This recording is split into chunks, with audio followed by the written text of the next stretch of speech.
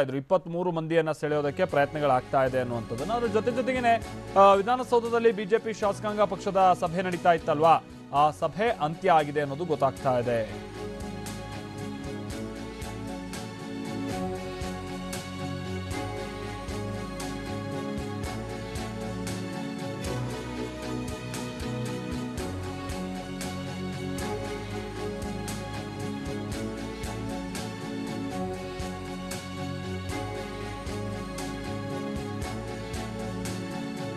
ಆಮೇಲೆ ಈ ಟೈಮ್ನಲ್ಲೇ ಒಂದಷ್ಟು ಸೂಚನೆಯನ್ನು ಕೂಡ ಕೊಟ್ಟಿದ್ದಾರೆ ಅನ್ನೋದು ಗೊತ್ತಾಗ್ತಾ ಇದೆ. ಪರಿಸ್ಥಿತಿಗೆ ಅನುಗುಣವಾಗಿ ನಾವು ತೀರ್ಮಾನವನ್ನ ತೆಗೆದುಕೊಳ್ಳೋಣ ಅನ್ನುವಂಥ ಸೂಚನೆಯನ್ನ ಯಡಿಯೂರಪ್ಪನವರು ಕೊಟ್ಟಿದ್ದಾರಂತೆ ಶಾಸಕಾಂಗ ಸಭೆಯಲ್ಲಿ.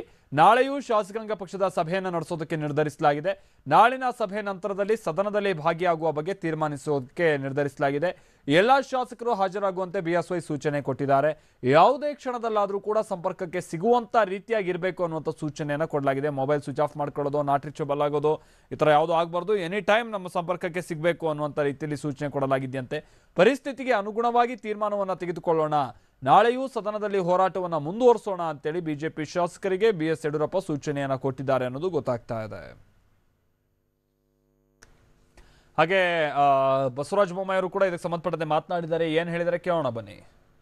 ಇಂದು ರಾಜ್ಯಪಾಲರ ಜಂಟಿ ಭಾಷಣದ ಅಧಿವೇಶನದ ಪ್ರಾರಂಭದಲ್ಲಿಯೇ ಆಡಳಿತ ಮೈತ್ರಿ ಸರ್ಕಾರಕ್ಕೆ ಬಹಳ ದೊಡ್ಡ ಪೆಟ್ಟು ಬಿದ್ದಿದೆ. 10ಕ್ಕಿಂತ ಹೆಚ್ಚು ಶಾಸಕರು ಗೈರು ಹಾಜರಾಗಿ ಈ ಸರ್ಕಾರದ ಮೇಲೆ ವಿಶ್ವಾಸ ಇಲ್ಲ ಅನ್ನುವಂಥದ್ದನ್ನು ಒಂದು ರೀತಿಯಲ್ಲಿ ಸಾಬೀತು ಮಾಡಿದ್ದಾರೆ. ಹೀಗಾಗಿ ರಾಜ್ಯಪಾಲರ ಭಾಷಣ ಮಾಡಿಸುವಂಥ ನೈತಿಕ ಹಕ್ಕನ್ನು ಈ ಸರ್ಕಾರ ಸಂಪೂರ್ಣ ಕಳ್ಕೊಂಡಿದೆ. ಮತ್ತು ರಾಜ್ಯಪಾಲರ ಭಾಷಣವನ್ನು ಓದಿದಾಗ ಇದರಲ್ಲಿ ಯಾವುದೇ ಸತ್ವ ಇಲ್ಲ, ದಿಕ್ಕು ದೆಸೆ ಇಲ್ಲ. ಅಷ್ಟೇ ಅಲ್ಲ, ಇದು ಒಂದು ಡಿಪಾರ್ಟ್ಮೆಂಟಲ್ ನೋಟ್ಸ್ ಇದ್ದಂಗಿದೆ.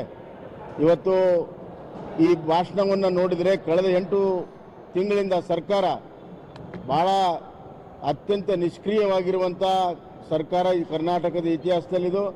ಯಾವುದೇ ಕಾರ್ಯಕ್ರಮವನ್ನು ಜನರಿಗೆ ಮುಟ್ಟಿಸಿಲ್ಲ. ಭೀಕರ ಬರಗಾಲ ಇದೆ, ಜನಸಾಮಾನ್ಯರು ತತ್ತರಿಸ್ತಾ ಇದ್ದಾರೆ, ಕುಡಿಯುವ ನೀರಿನ ಹಾಹಾಕಾರ ಇದೆ. ಅದಾಗಿ ಕೂಡ ಸರ್ಕಾರ ಯಾವುದೇ ಕ್ರಮವನ್ನು ತೆಗೆದುಕೊಂಡಿಲ್ಲ. ರಾಜ್ಯಪಾಲರ ಬಾಯಿಂದ ಸುಳ್ಳಿನ ಕಂತೆಯನ್ನು ಇವರು ಹೇಳಿಸಿದ್ದಾರೆ. ಹೀಗಾಗಿ ಇವತ್ತು ಒಂದು ಯಾವ ರೀತಿ ಸರ್ಕಾರ ಇದೆ ಆ ರೀತಿ ಭಾಷಣ ಇದೆ. ದಿಕ್ಕು ದೆಸೆ ಇಲ್ಲದ ನಿಷ್ಕ್ರಿಯವಾಗಿರುವಂಥ ಒಂದು ಭಾಷಣ ಮತ್ತು ಸರ್ಕಾರ. ಇವತ್ತು ಕುಮಾರಸ್ವಾಮಿಯವರು ನೈತಿಕ ಜವಾಬ್ದಾರಿಯನ್ನು ಇವತ್ತು ಹೊರಬೇಕಾಗ್ತದೆ. ಕಾಂಗ್ರೆಸ್ ಪಕ್ಷದವರು ಸಂಪೂರ್ಣವಾಗಿ ಬೆಂಬಲವನ್ನು ಕೊಡಲು ಒಂದು ವರ್ಗ ಕಾಂಗ್ರೆಸ್ನಲ್ಲಿ ಇವತ್ತಿಗೂ ಕೂಡ ಸಿದ್ಧ ಇಲ್ಲ.